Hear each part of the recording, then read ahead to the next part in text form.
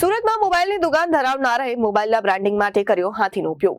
સુરતમાં હેવમોર મોબાઈલની દુકાનનો સંચાલક નિયમોના ધજાગરા ઉડાડતો છતાં પોલીસ કેમ મૌન?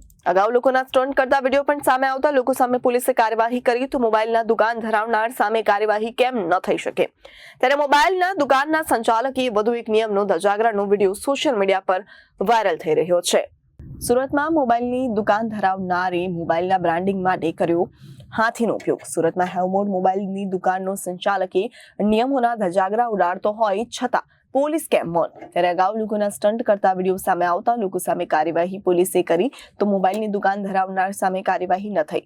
મોબાઈલ દુકાનના સંચાલકો વધુ એક નિયમના ધજાગરા ઉડાવતા હોવાનો વિડીયો વાયરલ થયો છે. વન્યજીવ કહેવાતા હાથી પાસે કરાવ્યું મોબાઈલનું બ્રાન્ડિંગ. હાથીના પગ નીચે મોબાઈલ મૂકી મોબાઈલનો મજબૂતી ટેસ્ટ કરાયો. કાયદા અનુસાર હાથી સહિતના કોઈ પણ વન્યજીવનો ઉપયોગ એડવર્ટાઇઝમાં કરી શકાતો નથી.